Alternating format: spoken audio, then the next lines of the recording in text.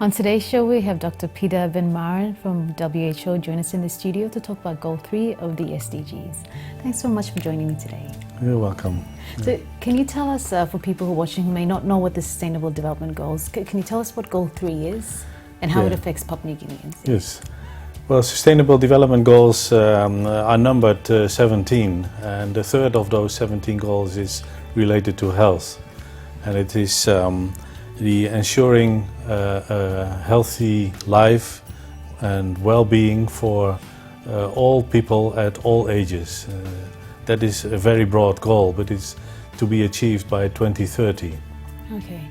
And what is the status like in Papua New Guinea around health? Well, Papua New Guinea has not been able to achieve the Millennium Development Goals. And you know, in the Millennium Development Goals, there were 3 goals that were related to health, and none of them were achieved. Although a lot of progress has been made, there are many health issues in Papua New Guinea. So for Papua New Guinea to work on the goal number 3, the Sustainable Development Goal number 3, there's going to be a lot of work involved, including the unfinished agenda of the Millennium Development Goals. And what is the UN agencies and organizations like WHO doing to be able to achieve the goal of? Well, in Papua New Guinea, the WHO, as one of the UN agencies, is covering a very broad health agenda based on what the government has set as its priorities. So WHO responds to those priorities. In order to achieve the Sustainable Development Goal number 3, the health goal, WHO is recommending and promoting in countries the use of the so-called universal health coverage tool.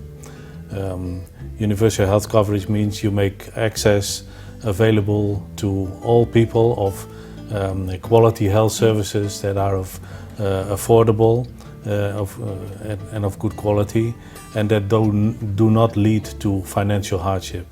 So that is the let's say the basis from which we work and support the country in developing its health services.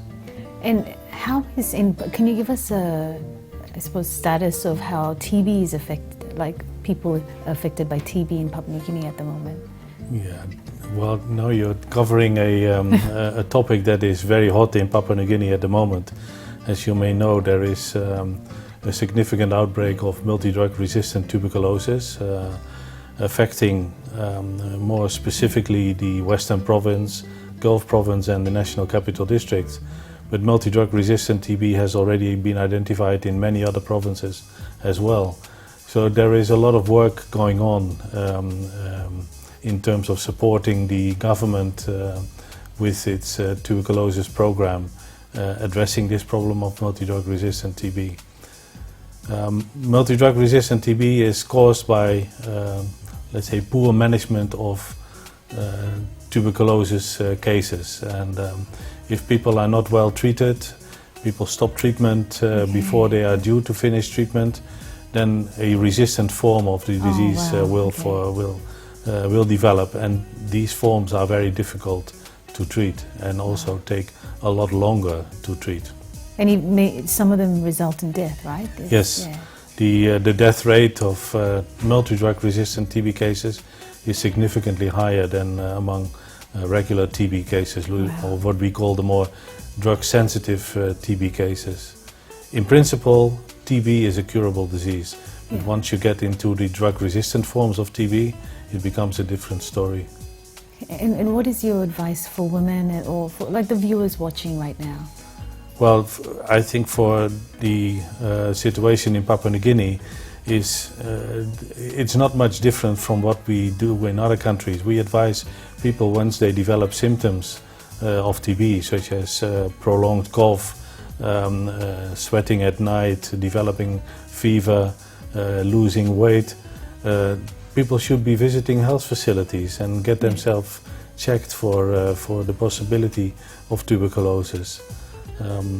If tuberculosis is detected in an early stage, it is very well possible to cure the disease. So for women and children, this is the same as for the other populations, for the males as well. get detected early. Make sure you visit a health facility when you are not feeling well. Great. Well, it's been very an informative session. Thanks so much for coming in today. You're welcome. You're welcome. It's my pleasure.